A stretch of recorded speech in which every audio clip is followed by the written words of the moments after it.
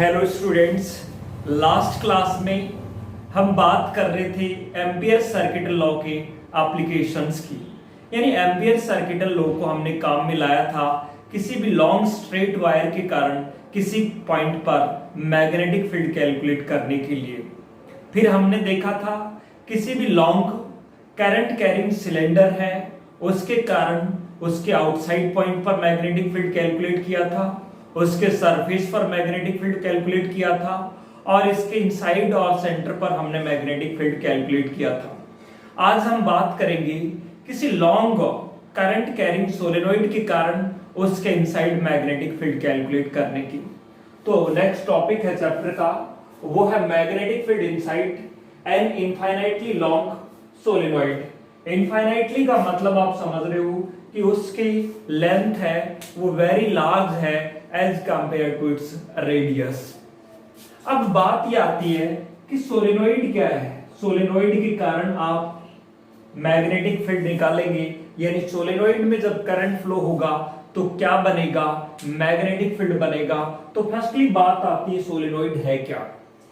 यदि आप ये कहें कि इंसुलेटेड कॉपर वायर्स हो, जैसे मेरे पास इस तरह से ये बना हुआ एक स्प्रिंग शेप में जो देख रहे हैं, यदि ये वायर्स इंसुलेटेड कॉपर वायर्स हैं, जैसे मान लीजिए ये जो वायर है और यही, इसको इस तरह से यू वाइंड अप कर दिया जाए, इस तरह से लपेट दिया जाए, या तो किसी भी कॉर के चारों ओर, जैसे ये है इसके चारों ओर इस तरह से वाइंड अप कर दिया जाए और इसमें क्या फ्लो कराया जाए, करंट फ्लो कराया जाए, तो ये वैसे ये सोलेनोइड बन जाएगा।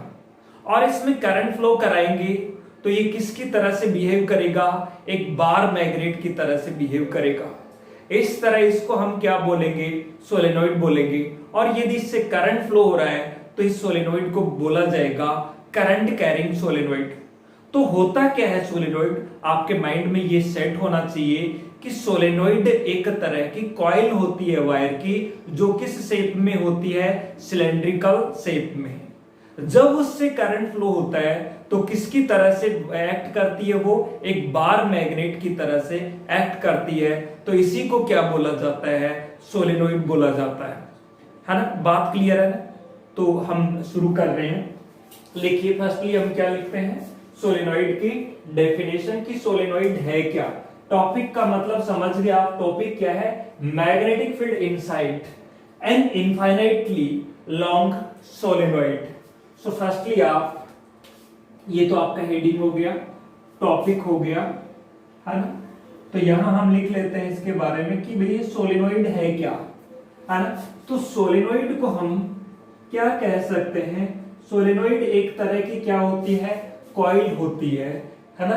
किसकी, इंसुलेटेड कॉपर वायर की, जो कि किस शेप में होती है, सिलेंड्रिकल शेप में होती है। और जब उससे करंट पास होता है तो किसकी तरह से एक्ट करती है, एक बार मैग्नेट की तरह से एक्ट करती है। इसी को क्या कहा जाता है, सोलेनोइड कहा जाता है। तो सोलेनोइड क्या होती है, एक कॉइल ऑफ वायर, है ना, वायर की कॉइल होती है। इन कैसी form, in cylindrical form that act, किसकी तरह से, that act as a magnet, है ना, बार मैग्नेट की तरह से, when current passes through it, जब इससे क्या पास हो, करंट पास हो, तब किसकी तरह से एक्ट करती है, एक मैग्नेट की तरह से, थ्रू इट।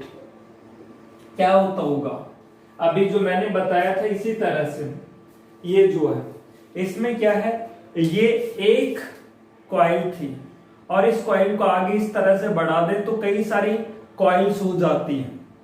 समझ में आ रही बात। एक कॉइल के कारण हमें पता है क्या बनता है, मैग्नेटिक फील्ड बनता है। तो फर्स्टली मैं सोलेनोइड के बारे में जो आपने लिखा है, इसको हम ये कह सकते हैं इस तरह से, जैसे ये कोई भी मीडियम फ्री स्पेस भी हो सकता है या कोई कुछ भी जैसे मीडियम हो सकता है।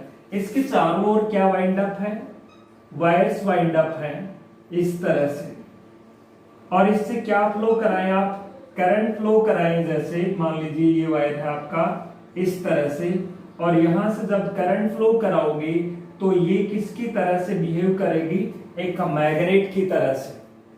और जैसे ही आप देखेंगे यदि करंट कैरिंग सोलेनोइड को जब फ्रीली सस्पेंडेड कराते हैं तो ऑलवेज ये किधर स्टे करती है, ज्योग्राफिकल नॉर्थ साउथ डायरेक्शन में स्टे करती है, यानी एग्जैक्टली किसकी तरह से बिहेव करती है, बार मैग्नेट की तरह से बिहेव करती है। तो इसको क्या बोला जाता है, सोलेनोइड बोला जाता है। सोलेनोइड का डेफिनेशन क्लियर हो गया।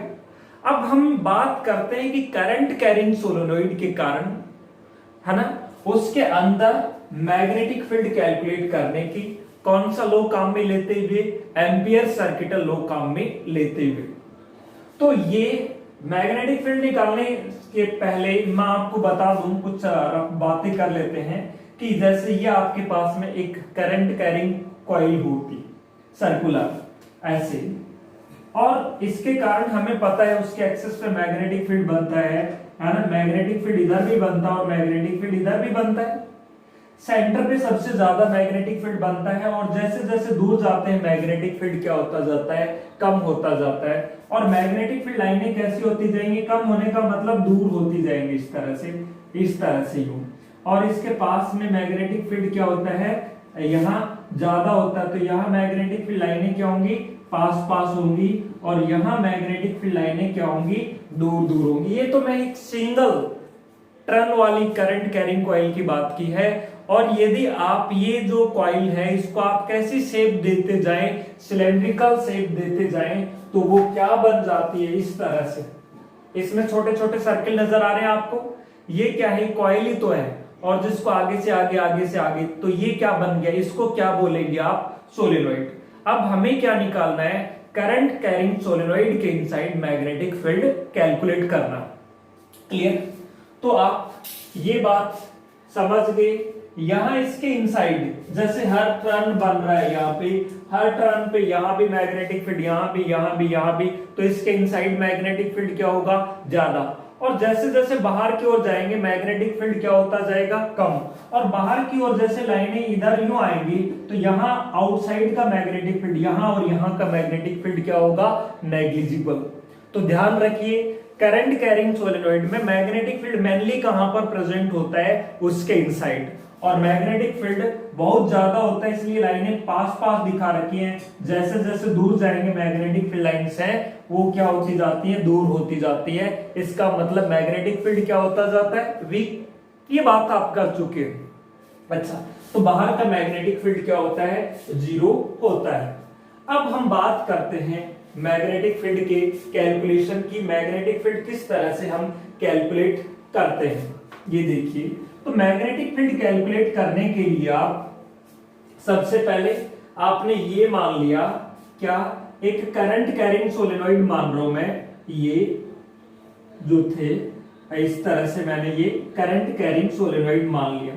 ये क्या फ्लो हो रहा है, इसमें करंट फ्लो हो रहा है। करंट फ्लो हो रहा का मतलब देखो, करंट फ्लो कैसे हो रहा होगा, या तो यूं इस तरह से, यानी इधर से करंट आया, ये यूं ही तो हुआ, ये जो टर्न था इस तरह से, यहां से करंट आया, और ये देखो ये यूं इस तरह से, यूं करंट आया, और फिर यूं फिर यूं फिर यूं, इस तरह से यूं ही तो चलेगा करंट।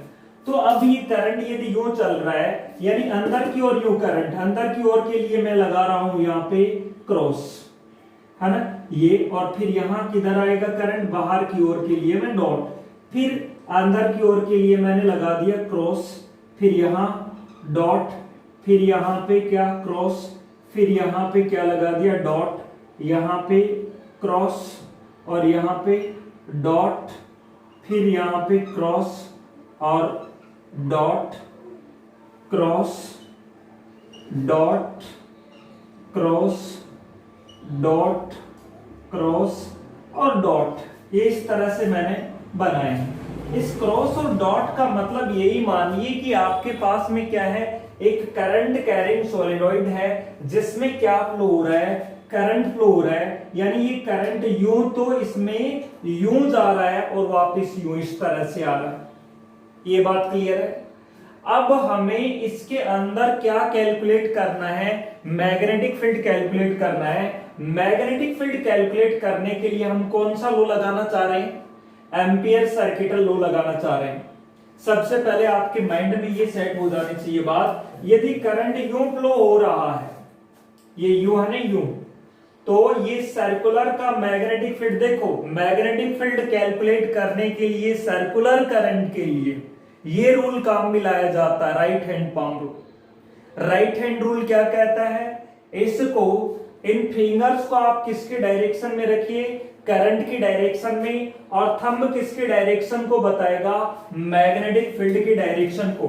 सो राइट हैंड पाम रूल के अकॉर्डिंग इसका जो मैग्नेटिक फील्ड बनेगा उसकी जो डायरेक्शन है, मैं हल्की जो लाइंस जो बना रहा हूं ये किसके लिए बना रहा हूं, मैग्नेटिक फील्ड के लिए। यानी यहां इसके अंदर क्या बनेगा, मैग्नेटिक फील्ड बनेगा, और मैग्नेटिक फील्ड क्या होगा, यूनिफॉर्म होगा। ये जो लाइनें बनाई है मैंने, ये किसके लिए बनाई है, मैग्नेटिक फील्ड के लिए, और मैग्नेटिक फील्ड की जो डायरेक्शन है वो यही होगी। कैसे निकाली आपने, इस रूल से। ये बात समझ गए होंगे आप कि ये जो है ये एक यूनिफॉर्म मैग्नेटिक फील्ड बन गया बी। अब देखो यहां आप क्या लगाना चाहते हैं, ये रियल में सोलेनोइड ही है, ये यही है, लेकिन फर्क ये है आपने यूं लिया है करंट, ये अंदर की ओर का मतलब करंट यूं जा रहा है और ये बाहर से इस तरह से निकलते हुए। अब आपको क्या मानना है, एम्पियर की सर्किटल लूप माननी है। एम्पियर सर्किटल लूप कैसी शेप में माने ताकि सिमेट्री बनी रहे, हम मान लेते हैं रेक्टेंगुलर शेप में, और इस तरह से मान लें उस लूप का हाफ पार्ट तो कहां पे हो, इसके इनसाइड हो, और हाफ पार्ट क्या हो, आउटसाइड हो। तो ये जो देख रहे हैं आप, मैं जो डॉट डॉट से दिखा रहा हूं, ये मैं मान रहा हूं एम्पियर की सर्किटल लूप, जिसका हाफ पार्ट तो कहां पर है, इस के अंदर है, और हाफ पार्ट कहां पर है, आउटसाइड है। ये जो देख रहे हैं आप, ये क्या माना है मैंने, एम्पीरियन सर्किटल लूप। किस शेप में माना है मैंने, रेक्टेंगल की शेप में। रेक्टेंगल के अलावा यहां सिमेट्री बनेगी ही नहीं। आप देख लें किसी की भी सिमेट्री नहीं बन रही, रेक्टेंगुलर लूप की सिमेट्री बन रही है। यानी आपने ये लूप मानी है, किस शेप में मानी है, रेक्टेंगल की शेप में मानी है ना, और जिसका हाफ पार्ट कहां है, इनसाइड द सोलेनोइड, और हाफ पार्ट कहां पर है, आउटसाइड ऑफ द सोलेनोइड। ये बात क्लियर है, हाफ पार्ट इसका इनसाइड है और हाफ पार्ट कहां है, इसका आउटसाइड है। इसका नाम दे देते हैं क्या, P Q R S, और इसकी जो डायरेक्शन है वो डायरेक्शन किधर होगी, डायरेक्शन मान ले हम हमारे हिसाब से, ये मान ले यूं है, P से Q है, यहां किधर है, Q से R है, यहां किधर है, R से S है, और यहां किधर है, S से P। ये बात समझ गया। डायरेक्शन इधर किधर है, P से Q, इधर है Q से R, इधर है R से S, और इधर है S से P। क्लोज लूप है या नहीं, बिल्कुल है।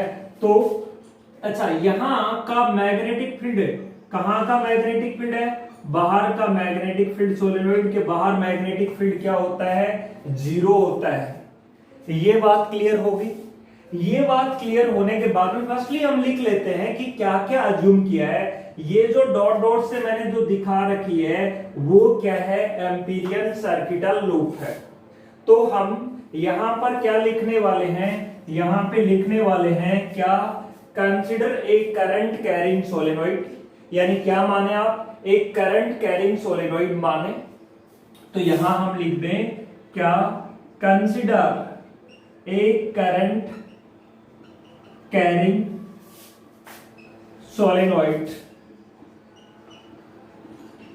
Having number of turn per unit length. Length हमें नहीं पता क्योंकि लेंथ क्या है, इनफाइनाइटली लॉन्ग है, यानी हमें नहीं पता कितनी है ना। Consider a current carrying solenoid having number of turns, यानी यूनिट लेंथ में नंबर ऑफ टर्न्स मान रहे हैं, number of turns per unit length, per unit length क्या मान रहे हैं आप, एन मान रहे, small N.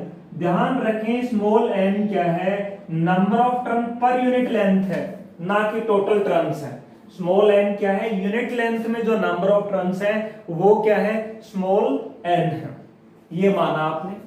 And current I, current flowing through each turn, हर एक टर्न से सेम ही करंट फ्लो होगा, ईच टर्न इज आई, हर एक टर्न से फ्लो होने वाला करंट हमने क्या मान लिया, आई मान लिया। बात क्लियर है, हर एक टर्न से करंट आपने माना है आई, है ना। ये अब हमें क्या करना है, we have to find out the magnetic field inside the solenoid, यही तो करना है हमें। We have to find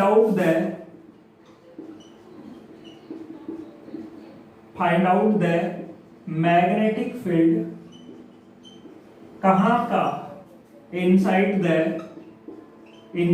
the solenoid, current carrying solenoid के इनसाइड आपको क्या कैलकुलेट करना है, मैग्नेटिक फील्ड कैलकुलेट करना।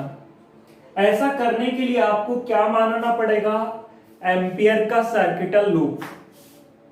क्लियर है, कैसी शेप में मानेंगे, रेक्टेंगल की शेप में मानेंगे, और इस तरह से मानेंगे जिसका आधा पार्ट सोलेनॉइड के अंदर है और आधा पार्ट सोलेनॉइड के बाहर है, जैसा कि डायग्राम में दिखाया गया है।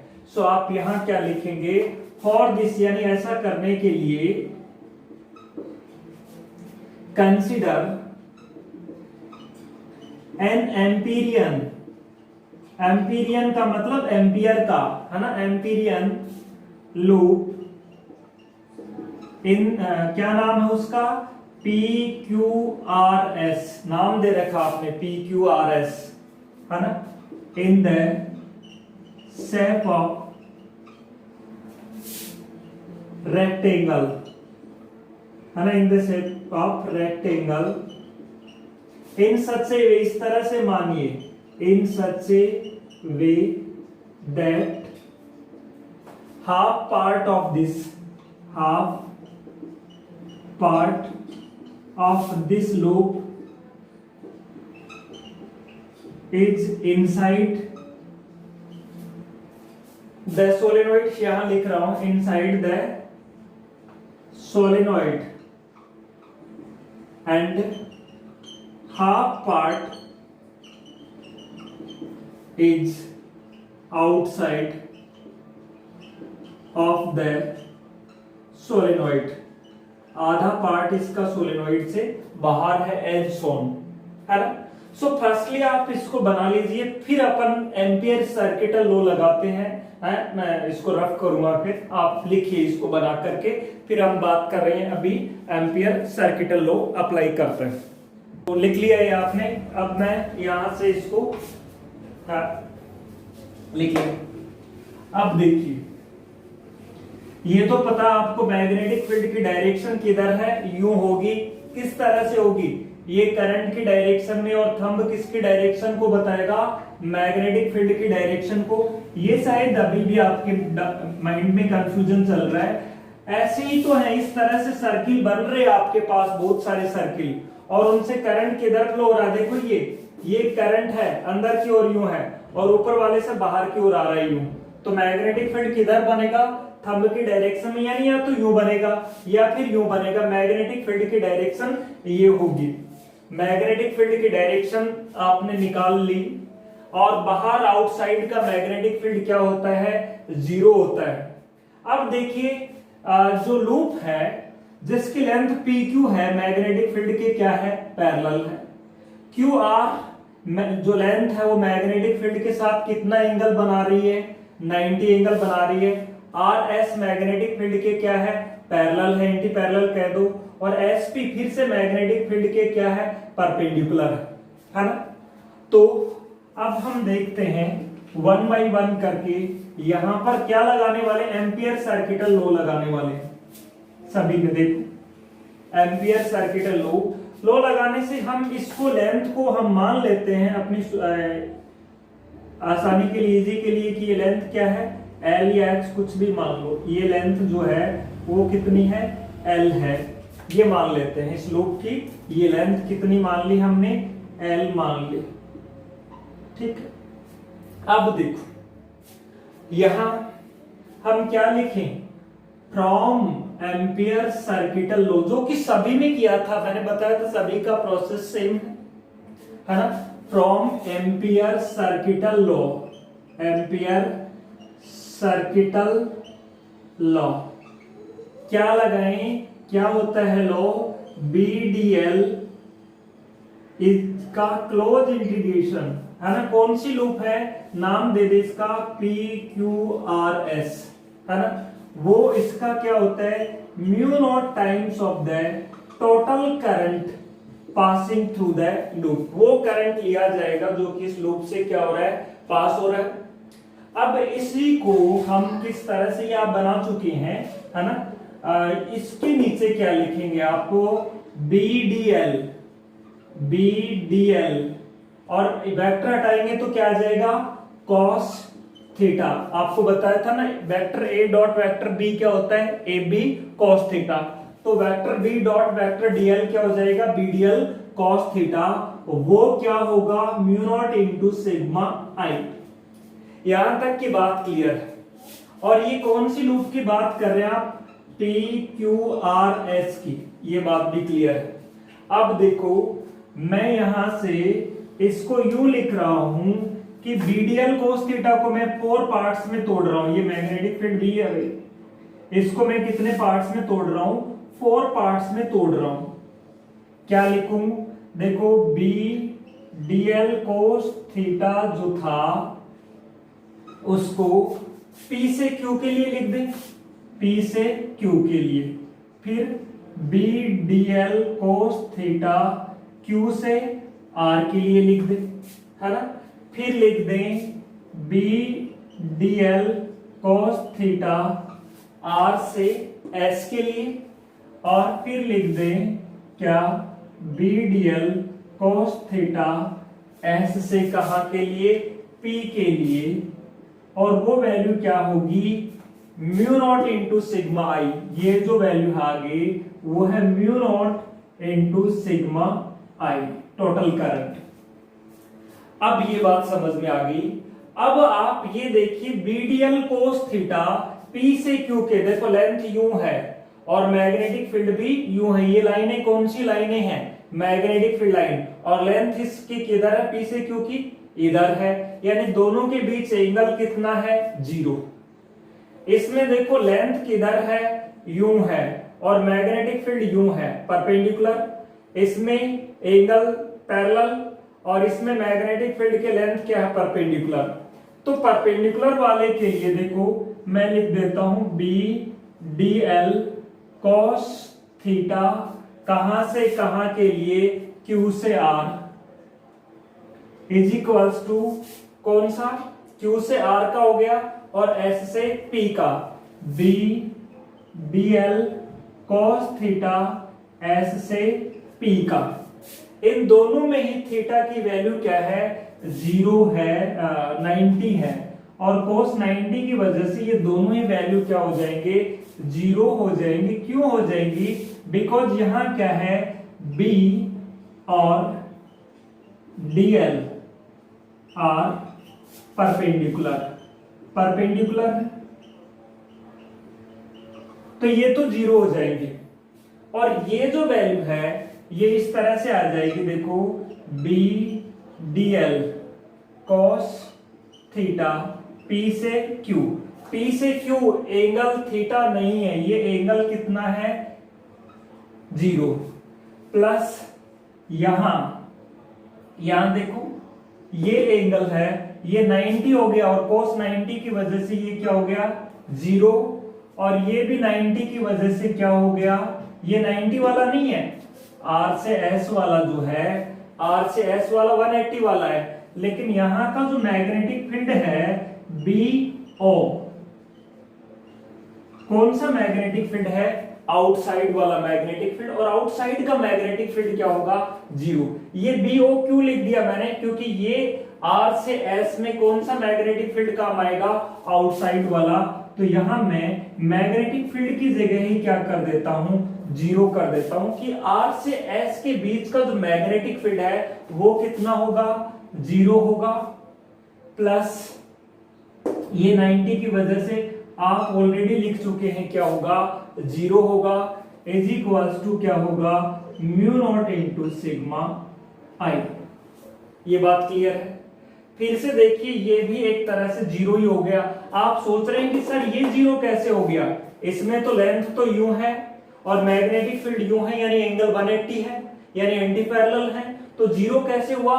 ये फैक्टर 0 हो रहा है मैग्नेटिक फील्ड 0 होने के कारण, क्योंकि यहां का मैग्नेटिक फील्ड क्या है, 0। अच्छा, यहां का मैग्नेटिक फील्ड यहां का हर एक जगह क्या होगा, सेम। फिर कहेंगे सिमेट्री कैसे बनी, इसमें आधा अंदर आधा बाहर, आधा ये अंदर आधा बाहर है, इसमें देखो पूरा ही इनसाइड है और ये पूरा ही आउटसाइड है, तो लूप में क्या बन रही है, सिमेट्री बन रही है। तो ये वैल्यू आपकी आ जाएगी क्या, P से Q BDL cos 0 की वैल्यू 1 हो गई। अच्छा, यहां पे मैंने क्लोज नहीं लगाया क्योंकि ये ओपन कर दिया, PQRS क्लोज लूप थी और अलग अलग करते ये क्या होगी, ओपन हो गई। तो ये सारे के सारे के आगे 0 plus 0 plus 0 is equals to mu naught into sigma I. यहां तक की बात क्लियर है। आप चाहे तो इसमें डायरेक्ट ऐसे भी लिख सकते हैं, ये वैल्यू 0, ये वैल्यू 90, ये वैल्यू 180 है थीटा की, लेकिन ये आउटसाइड का मैग्नेटिक फील्ड आएगा यहाँ, और आउटसाइड मैग्नेटिक फील्ड की वैल्यू क्या होती है, 0 होती है। ये 0 क्यों लिखा गया है यहाँ पे, ये सस्पेंस है आपको।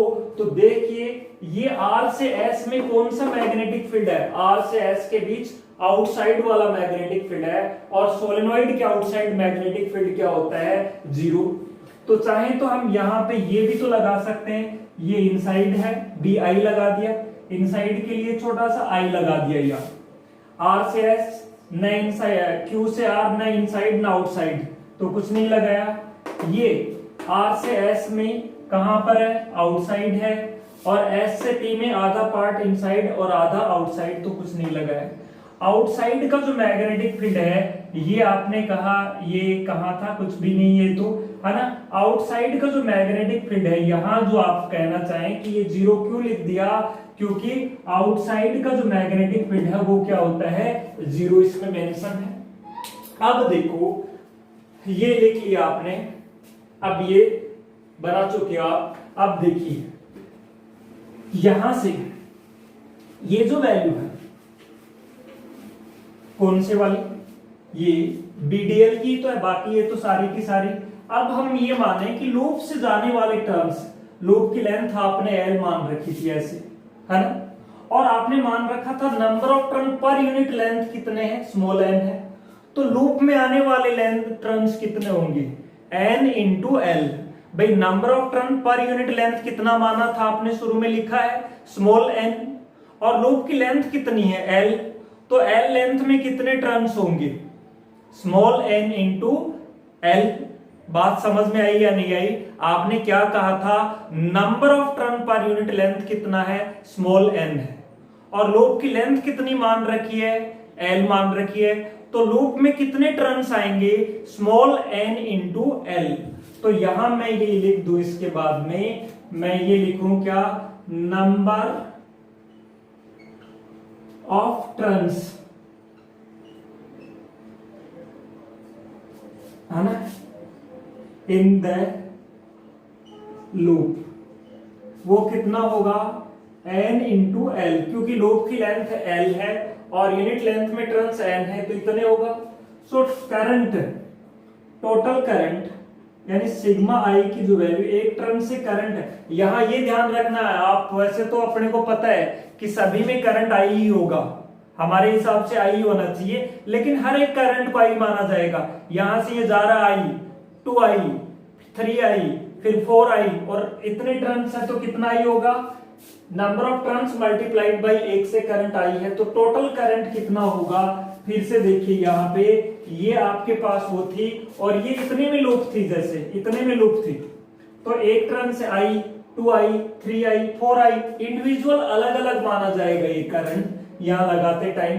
तो देखो ये करंट कितना होगा, ये करंट होगा NL इंटू आई। एक टर्न से करंट आई है और कितने टर्न से उस लूप में NL, तो current, total current passing through that loop, हमें सिर्फ उस लूप से पास होने वाला करंट कंसीडर करना है। एम्पियर सर्किटल लूप में मैंने बताया था लो में कि सिर्फ उसी करंट को काउंट करेंगे जो उस लूप से पास हो रहा है।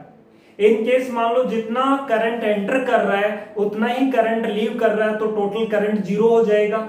लेकिन यहां करंट 0 कब हो सकता था, जब लूप को आप इस तरह से मानते, ये आपके पास में सोलेनोइड होती और ये लूप मानते, तो जितना करंट एंटर कर रहा था उतना ही करंट लीव करता, तो टोटल करंट 0 हो जाता। लेकिन लूप कैसे मानी आपने, इस तरह से मानी है कि आधा पार्ट उसके इनसाइड है और आधा आउटसाइड है, तो या तो करंट लीव करेगा या एंटर करेगा, तो करंट क्या नहीं होगा, 0 नहीं होगा। टर्न कितने हैं NL लूप में, और एक से करंट आई है तो NL से कितना होगा, NL इंटू आई।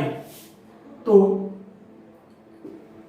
यहां से B DL की जो वैल्यू है P से Q के बीच में, वो कितनी आ जाएगी, म्यू नॉट इंटू सिग्मा आई की जगह क्या लिख दें, NL इंटू आई।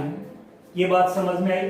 अब DL का इंटीग्रेशन B लूप के हर एक पॉइंट पे देखो, मैंने यहां मिटा दिया, इस तरह से लूप थी और ये आपकी सोलेनोइड थी, जैसे यहां ऐसे ऐसे, ये तो थी लूप, तो यहां पे यहां पे यहां पे यहां पे हर एक जगह पे मैग्नेटिक फील्ड क्या होता है, सेम, ये इनसाइड वाला मैग्नेटिक फील्ड है ना, तो बी आई को आप बाहर ले लेंगे और dl is equals to mu naught n l I. अब dl का इंटीग्रेशन क्या होता है, l जहां से कंप्लीट लेंथ है, p से q के बीच की कंप्लीट लेंथ क्या होगी, इसकी लेंथ के बराबर यानी l। तो b, ये i मल्टीप्लाई में नहीं है, ये i सिर्फ ये बता रहा है कि कहां का मैग्नेटिक फील्ड है, इनसाइड का मैग्नेटिक फील्ड है। तो ये जो वैल्यू है ये आ जाएगी l is equals to mu naught n l I. l से क्या हो जाएगा, l कैंसिल हो जाएगा, है ना, तो ये मैग्नेटिक फील्ड आ जाएगा कितना, म्यू नॉट एन आई। इंपॉर्टेंट रिजल्ट है, सोलेनोइड के इनसाइड मैग्नेटिक फील्ड होता है म्यू नॉट एन आई, लेकिन वो सोलेनोइड क्या होनी चाहिए, इनफाइनाइटली लॉन्ग। इनफाइनाइटली लॉन्ग का मतलब है जिसकी लेंथ है उसके डायमीटर के कंपैरिजन में बहुत लॉन्ग हो, है ना, तो उसके इनसाइड जो मैग्नेटिक फील्ड है वो होता है म्यू नॉट एन आई। जहां पे म्यू नॉट है permeability of the free space, यदि ऐसा मीडियम इंसर्ट कराएं जिसकी परमेबिलिटी ज्यादा है तो मैग्नेटिक फील्ड क्या बनेगा, ज्यादा बनेगा। यदि इसी सोलेनोइड के अंदर जैसे हम आयरन में एज ए मीडियम इंसर्ट करा दें, यहाँ पे आयरन, तो आयरन इंसर्ट कराने पर आयरन की परमेबिलिटी ज्यादा होती है तो मैग्नेटिक फील्ड भी इसके इनसाइड क्या होगा, ज्यादा होगा। अगले नेक्स्ट चैप्टर में मैं बताऊंगा परमेबिलिटी क्या होती है, ये सारी बातें नेक्स्ट चैप्टर में आएंगी। तो ये इंपॉर्टेंट रिजल्ट है, इसको अच्छे से ध्यान रखिए। अगले चैप्टर में n इंटू आई को हम h भी नाम देंगे, वो नेक्स्ट चैप्टर में। अभी आप ये ध्यान रखिए कि जो magnetic field inside the solenoid है वो होता है म्यू नॉट एन आई। अच्छा, यही रिजल्ट हम बायो-सावर्ट लॉ से भी निकाल सकते थे। बायो-सावर्ट लॉ से अपने सिलेबस में नहीं है, हायर क्लासेस में आप पढ़ेंगे। मैं जो डायरेक्ट रिजल्ट आता है बायो-सावर्ट लॉ से वो लिख देता हूं। यदि बायो-सावर्ट लॉ से हम मैग्नेटिक फील्ड निकालते हैं, ध्यान देना ये डेरिवेशन यहां फिनिश हो गया है। अब मैं थोड़ी बायो-सावर्ट लॉ से जो रिजल्ट आता है और वो उसकी बात कर लेता हूं। जैसे ये आपके पास में एक सोलेनोइड, बात समझ रहे हैं, ये एक सोलेनोइड है और ये फाइनाइट है, मान लीजिए ये इसका एक लेंथ है और ये इसका नेक्स्ट लेंथ है और ये इसका मैंने एक्सेस मान लिया इसे, और ये कोई पॉइंट P है।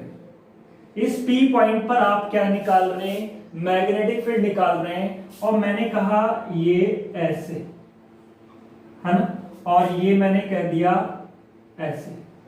ये जो एंगल है ये देखो किनारे के साथ में, इस P के साथ में जो एंगल बन रहा है वो, ये मैंने कह दिया एंगल कितना है, θ1 है। ये जो एंगल है वो कितना बता रहा हूं मैं, θ1। और ये जो एंगल है ये वाला यहां से लेके यहां तक का है ना, ये था यहां से लेके यहां तक का एंगल कहां से मेजर किया जा रहा है, यहां से। देखो इसमें यहां से यहां तक का ये वाला, और इसमें यहां से लेके यहां तक का ये जो एंगल है वो θ2। कौन सा एंगल, ये एंगल θ1 और ये एंगल कितना है, θ2 है।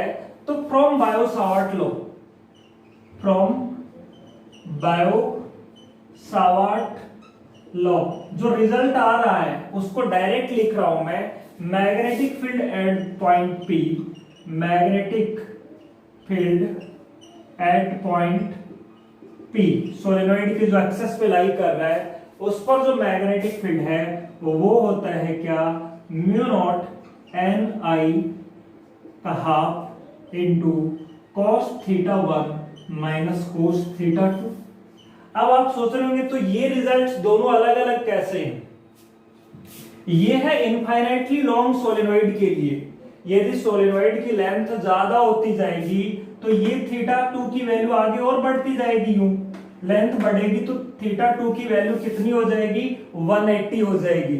इनफाइनाइटली सोलेनोइड के लिए θ2 की वैल्यू कितनी हो जाएगी, देखो मैं रफली यदि कहूं ये सोलेनोइड ऐसे है बहुत ज्यादा, तो उस केस में ये पॉइंट ये यहां है और ये पॉइंट यहां मिलाओगे तो आपको लगभग ये कितना एंगल बनेगा, यहां से यहां का ये एंगल, और ये वाला जो पॉइंट है ये कहां पे आ जाएगा, इस तरह से यूं। तो ये जो एंगल है लगभग कितना बनेगा, θ2 की वैल्यू होगी 180 और θ1 की वैल्यू कितनी हो जाएगी, θ1 की वैल्यू हो जाएगी 0, कि भाई ये एंगल इसी, ये स्ट्रेट लाइन नजर आएगी और ये अपोजिट डायरेक्शन में स्ट्रेट लाइन नजर आएगी। तो इनफाइनाइटली लॉन्ग के लिए, यानी मैं इस रिजल्ट को कि ये कैसे आया होगा, फिर बायो-सावर्ट से ये आता, हालांकि ये अपने सिलेबस में नहीं है, तो हम ये कहें फॉर इनफाइनाइटली, है ना, लॉन्ग सोलेनोइड, लॉन्ग सोलेनोइड θ1 की वैल्यू क्या होगी बताओ, 0 एंड θ2 की वैल्यू है वो क्या होगी, वो होगी 180।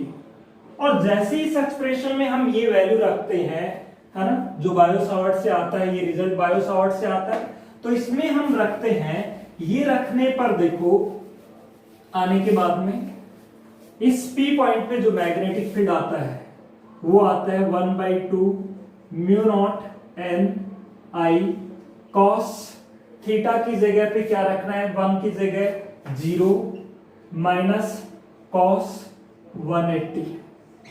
अब ये देखेंगे आप 1/2 म्यू नॉट Ni cos 0 की वैल्यू 1 माइनस cos 180 की वैल्यू -1 होती है। ये -1 प्लस का 2 हो गया, 1/2 mu naught Ni into 1 plus 1, 2 हो गया, 2 से ये 2 कैंसिल हो गया, तो कितना आ गया, म्यू नॉट Ni, और वही क्या आया था, सोलेनोइड एम्पियर सर्किटल लॉ से आया था। एम्पियर सर्किटल लॉ से हमने जो निकाला था वो निकाला था लॉन्ग सोलेनोइड के लिए। तो लॉन्ग सोलेनोइड के लिए सेम फॉर्मूला बायो-सावर्ट लॉ से आता है कि मैग्नेटिक फील्ड कितना होता है, म्यू नॉट Ni होता है। ये बात समझ गए, इसको नोट करिए। यदि किसी एक एंड पे निकालें, जैसे मान लो P पॉइंट यहां पे आ जाए, आप ऐसे सोच के देखें, मैं रफली इसको यहां बनाऊं कि ये सोलेनोइड ऐसे है और ये P पॉइंट यहां पे आ जाए, ये एक्सेस है, पहले यहां पे था, पॉइंट P यहां आ जाए, तो ये देखो θ1 की वैल्यू 90 होगी और θ2 की वैल्यू क्या हो जाएगी, 180। यदि P पॉइंट किसी एंड पे हो तो θ1 की देखो ये पॉइंट यहां पे आ जाए तो θ1 की वैल्यू कितनी हो जाएगी, 90, और θ2 एक एंड इंफिनिटी पे है तो θ2 की वैल्यू क्या रहेगी, 180। आप फिर से देखिए, ये लिख लिया आपने, ये नोट कर लिया, क्योंकि मैं एंड वाला नोट में लिखाना चाह रहा था, ये नोट कर लिया ना आपने। तो ये नोट करने के बाद यदि P पॉइंट किसी एंड पे है ना, जैसे मैं समझाऊं आपको इस तरह से, ये P पॉइंट यहां पर ना होकर के यहां पर है, जैसे यहां, अब यहां पे P पॉइंट है तो देखो ये वैल्यू तो ये एंगल कितना हो गया एक्सेस के साथ में 90 हो गया, और दूसरा पॉइंट यहां है, ये इस एक्सेस के साथ में कितना हो जाएगा 180। तो हम ये कह सकते हैं ना, if point P is at any and है ना ऑफ इनफाइनाइट सोलेनोइड, देन θ1 की वैल्यू तो क्या होगी 90, और θ2 की वैल्यू, क्योंकि इनफाइनाइटली लॉन्ग है ये, तो इसकी वैल्यू क्या होगी 180 है ना। अब ये 180 होगी तो उस एक्सप्रेशन में आपके पास सेम वो फॉर्मूला जो था, इसमें देखेंगे ये मैग्नेटिक फील्ड कहां पे आ जाएगा सोलेनोइड के एंड पर, और ये आएगा 1/2 म्यू नॉट NI cos θ1 की जगह पे कितना रखेंगे यहाँ पे 0 माइनस कोस θ2 की जगह पे 180, 0 नहीं 90, और कोस 90 की वैल्यू क्या होती है 0। तो ये मैग्नेटिक फील्ड आ जाएगा म्यू नॉट NI cos 90 की जगह पे 0 माइनस, ये होता है माइनस का 1, कोस 180 की वैल्यू क्या होती है -1, माइनस माइनस क्या हो जाएगा प्लस हो जाएगा, तो ये आ जाएगा म्यू नॉट NI, यानी सोलेनोइड के एंड पर मैग्नेटिक फील्ड उसके इनसाइड के मैग्नेटिक फील्ड का क्या होता है हाफ होता है। यानी वही डेरिवेशन ध्यान रखना आपको एम्पियर सर्किट लॉ वाला। ये मैंने सिर्फ ये समझाने के लिए बताया है कि किनारों पर एंड पर सोलेनोइड के एंड पर मैग्नेटिक फील्ड उसके इनसाइड का कितना होता है हाफ होता है। तो नोट करके लिख लीजिए magnetic field at the end of long solenoid is half of the magnetic field inside the solenoid, कि सोलेनोइड की जो इनसाइड मैग्नेटिक फील्ड था उसका क्या होता है हाफ। अंदर magnetic field mu naught NI mu naught NI mu naught NI हर जगह, लेकिन किनारों पर कितना होता है 1/2 म्यू नॉट NI। ध्यान में रह जाएगा सोलेनोइड के किनारों पर मैग्नेटिक फील्ड उसके इनसाइड मैग्नेटिक फील्ड का कितना होता है तो यह होता है, नोट कर लिया। अब इंपॉर्टेंट ये magnetic field inside long solenoid calculate करना इंपॉर्टेंट है ना। तो इसको अच्छे से देखिए कितना होता है magnetic field mu naught NI।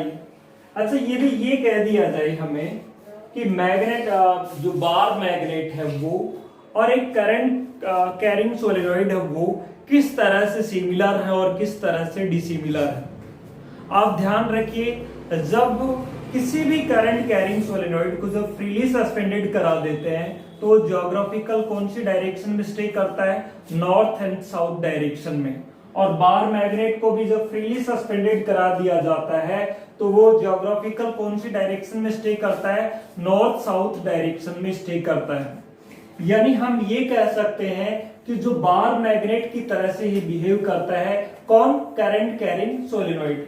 यानी व्हेन आप लिख सकते हैं, लिखना चाहें क्या, when a current carrying solenoid is freely suspended then it stay in geographical north south direction, so it is similar to a bar magnet। ये उसमें सिमिलैरिटी है।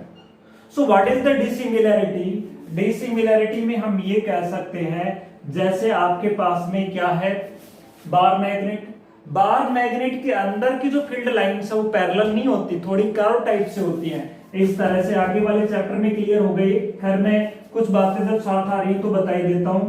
यहाँ की लाइनें यूं होती हैं थोड़ी सी इस तरह से, और सोलेनोइड की जो अंदर की जो लाइंस हैं ये जैसे करंट कैरिंग सोलेनोइड है उसके अंदर की लाइन इस तरह से पैरेलल होती है, बाहर की तो थोड़े। तो ये बात क्लियर है कि बार मैग्नेट में अंदर का मैग्नेटिक फील्ड यूनिफॉर्म नहीं होता बल्कि क्या होता है नॉन यूनिफॉर्म है ना, सेम नहीं होता, जबकि करंट कैरिंग सोलेनोइड के इनसाइड का मैग्नेटिक फील्ड क्या होता है यूनिफॉर्म। यानी हर जगह यहाँ क्या होता है म्यू नॉट NI, लेकिन बार मैग्नेट में अंदर का मैग्नेटिक फील्ड सेम नहीं होता।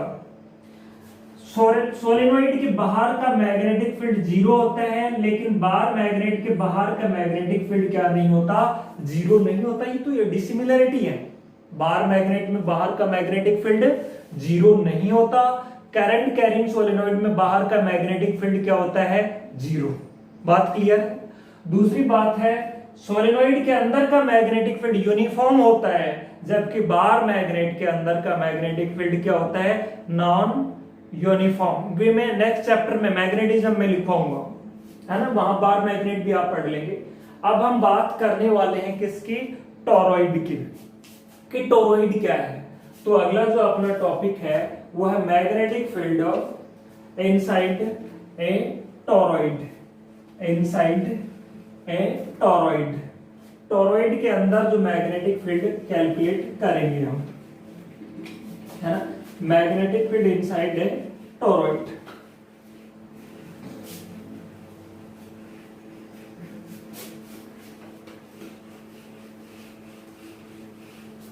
सो लिखिए magnetic field inside a toroid, है ना, टोरॉइड के इनसाइड। तो फर्स्टली आपके माइंड में ये फीड होना चाहिए कि भी टोरॉइड है क्या। टोरॉइड को अपने को आना चाहिए कि टोरॉइड है क्या, ये तो पता होना चाहिए, तभी तो अपन मैग्नेटिक फील्ड कैलकुलेट कर पाएंगे। देखो ये मैंने नाम दिया था आपको, क्या ये मैंने कहा था एक करंट कैरिंग सोलेनोइड, जब करंट फ्लो होता, अदरवाइज हम कहेंगे क्या है, सोलेनोइड। इसका ये एक एंड है, दूसरा एंड ये है, एक करंट पे डिपेंड करेगा कि कौन सा नॉर्थ है और कौन सा साउथ है। बार मैग्नेट का फिक्स होगा ना नॉर्थ और साउथ, और इसके नॉर्थ और साउथ को हम चेंज कर सकते हैं, क्या चेंज करा के, करंट की डायरेक्शन को चेंज करा के। इसको यदि मैं इस सोलेनोइड को मैं इस तरह से कैसे बेंड कर दूं, सर्कुलर शेप में बेंड कर दूं ऐसे, तो ये क्या बन जाएगा, ये बन जाएगा टोरॉइड। यानी जब एक क्या किसको, सोलेनोइड को कैसी शेप में बेंड कर दिया जाए, सर्कुलर शेप में बेंड कर दिया जाए, then it forms a toroid. या टोरॉइड को हम कह सकते हैं एंडलेस सोलेनोइड, यानी सोलेनोइड है जिसका कोई एंड नहीं है, एंडलेस बना दिया ना इसको सर्कुलर शेप में बेंड करके, है ना, तो ये एंडलेस सोलेनोइड भी कह सकते हैं आप टोरॉइड को। बात क्लियर है।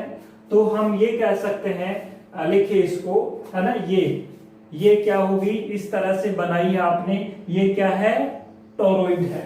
तो टोरॉइड का मतलब ये हुआ कि जैसे ये एक कोई भी वो हो सकता है, और इसके चारों ओर आप किसको वाइंड अप करते जाएं, वायर्स को, इस तरह से, है ना, इस तरह से, यूं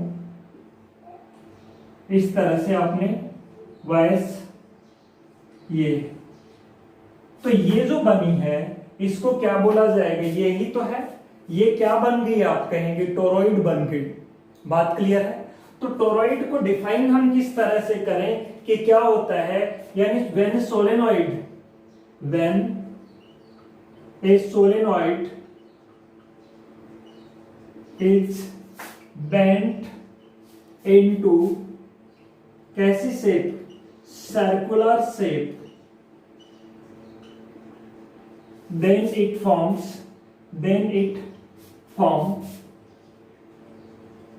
a टोरॉइड। क्या बन जाती है, टोरॉइड बन जाती है। दूसरा आप ये कह सकते हैं टोरॉइड एक तरह की क्या है, एंडलेस सोलेनोइड है, यानी वो सोलेनोइड है जिसका कोई एंड नहीं है। आप ये नहीं कह सकते नॉर्थ होगा ये साउथ होगा, ये साउथ होगा ये नॉर्थ होगा, जबकि सोलेनोइड में हम बता सकते हैं करंट की डायरेक्शन को बताते हुए, है ना, मैग्नेटिक फील्ड यूं बन रहा है, तो जिधर मैग्नेटिक फील्ड लाइनें जा रही हैं वो साइड कौन सी होगी, नॉर्थ, और उसके अपोजिट वाली कौन सी हो जाएगी, साउथ हो जाएगी। उसमें नॉर्थ साउथ पोल को बता सकते हैं, टोरॉइड में नहीं बता सकते हैं क्योंकि वो क्या होगा, एंडलेस। तो हम इसको टोरॉइड को कह सकते हैं, toroid is an endless solenoid, या endless solenoid is called toroid. Endless solenoid ही क्या है, टोरॉइड है, इसका एंड नहीं है ना, लेफ्ट साइड नहीं कह सकते, तो ये क्या है आपका, टोरॉइड है। टोरॉइड की डेफिनेशन क्लियर होगी। अब हम बात करते हैं टोरॉइड के इनसाइड मैग्नेटिक फील्ड की। इनसाइड का मतलब मैं इस वाले पार्ट की बात कर रहा हूं, बात इसमें और इसके बाहर तो मैग्नेटिक फील्ड क्या होना है, जीरो होना है। मैं बता दूंगा कैसे होना है। हमें सिर्फ कौन से पार्ट में, इसमें मैग्नेटिक फील्ड कैलकुलेट करना है। तो ये लिखिए डेफिनेशन, डेफिनेशन लिख लिया, ये टोरॉइड होगी, है ना। When a solenoid is bent into circular shape then it forms a toroid. और टोरॉइड को हम कह सकते हैं एंडलेस क्या होती है, सोलेनॉइड। एंडलेस सोलेनॉइड को ही क्या कहा जाता है, टोरॉइड कहा जाता है। अब इसको भी मैं इसी तरह से बना रहा हूं जिस तरह से थोड़ी देर पहले आपने बनाया था। उसके लिए सोलेनॉइड के लिए देखो, ये आपके पास में करंट जा रहा है, देखो ऐसे, ये यूं जा रहा है इस तरह से, यूं ही तो होगा इसके चारों ओर, इधर एंटर करेगा, लीव करेगा, है ना। तो एंटर करने के लिए क्रॉस मान रहा हूं और बाहर जहां निकल रहा है वहां क्या मान रहा हूं, वहां मानूंगा डॉट।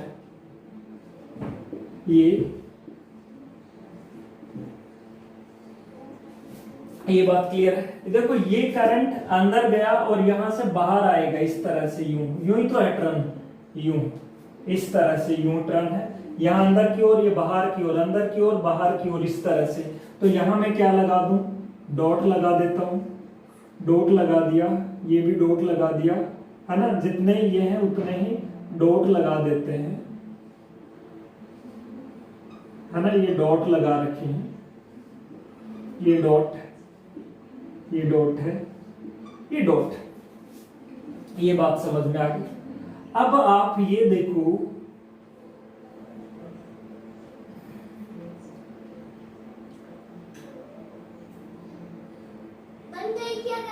ये आपका, ये जितने डॉट है उतने ही क्रॉस टोरॉइड होगी।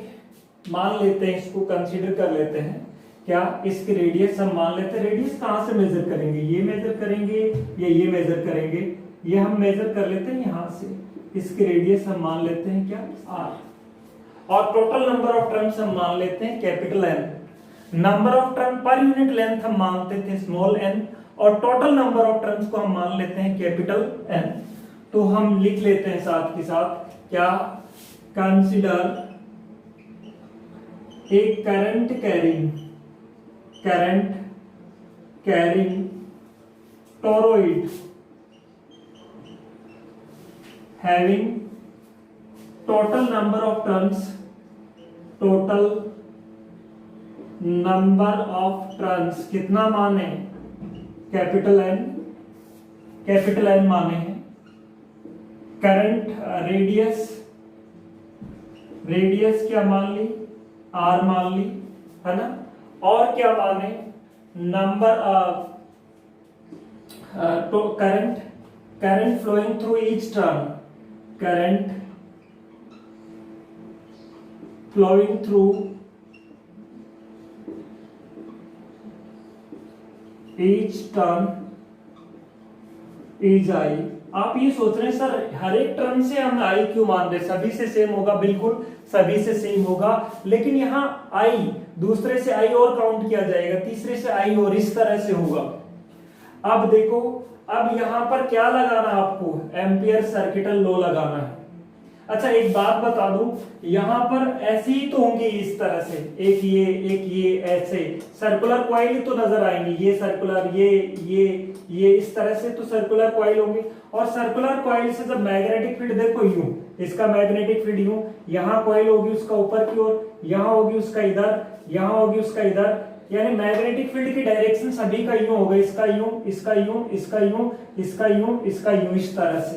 तो मैग्नेटिक फील्ड की डायरेक्शन किधर होगी, सर्कुलर होगी। अब हमें एम्पियर सर्किटल लॉ लगाना है। एम्पियर सर्किटल लॉ लगाने के लिए हमारे पास क्या होना चाहिए, एम्पीरियन सर्किटल लूप होनी चाहिए, और यहां सिमेट्री बनी रहे उसके लिए किस शेप में लूप होगी, सर्कुलर शेप में। तो अब हम क्या माने, we have to find out the magnetic field inside the toroid, ये लिख लें, है ना। तो नेक्स्ट लिखिए आप, we have to find out the find out the magnetic field inside the toroid, है ना। इस टोरॉइड के इनसाइड हमें क्या कैलकुलेट करना है, magnetic field. For this consider N empyrean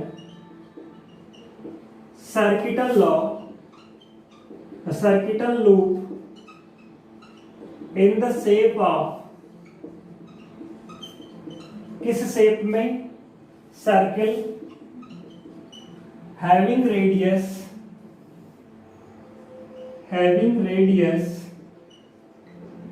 कितनी है भाई, कैपिटल आर, एज सोन, और दिखा दो इसको डायग्राम में, है ना। एम्पीरियन सर्किटल लूप बनानी है आपको, दिखानी है। यहां से जो डॉट डॉट में दिखा रहा हूं ये क्या है, एम्पीरियन सर्किटल लूप है ना। लूप के हर एक पॉइंट पे मैग्नेटिक फील्ड क्या होगा, सेम होगा। ये बात समझ में आई या नहीं, लूप के हर एक पॉइंट पर मैग्नेटिक फील्ड की वैल्यू क्या होगी, सेम होगी, सिमेट्री बनी हुई है। बात क्लियर। अब ये बना लिया आपने, ये लिख लिया, लिखिए इसको, फिर मैं यही इसका वो मैथमेटिकल एनालिसिस कर रहा हूं, आप लिखिए। अब देखिए यहां से हम क्या लगाएंगे, एम्पियर सर्किटल लॉ लगाएंगे। क्या लगाना है आप, फ्रॉम एम्पियर सर्किटल लॉ। सो यहां लिखेंगे आप क्या, फ्रॉम एम्पियर सर्किटल लॉ। क्या कहा गया था एम्पियर सर्किटल लॉ में, देखिए फ्रॉम एम्पियर सर्किटल लॉ, और एम्पियर सर्किटल लॉ में कहा गया था BDL is equals to mu naught into sigma I. ये बात समझ में आ गई।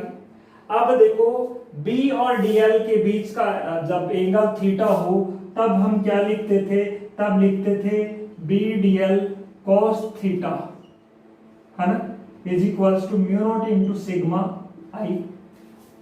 अब देखो थीटा, लूप की लेंथ यूं है, सर्कुलर है, और मैग्नेटिक फील्ड भी यूं है, तो यहाँ एंगल कितना होगा, देखो मैग्नेटिक फील्ड यहाँ, इसका मैग्नेटिक फील्ड यूं, इसका मैग्नेटिक फील्ड यूं, इसका मैग्नेटिक फील्ड यूं, इसका मैग्नेटिक फील्ड यूं, इसका मैग्नेटिक फील्ड यूं, इस तरह के सर्किल ही तो बन रहे हैं, इस तरह के यूं।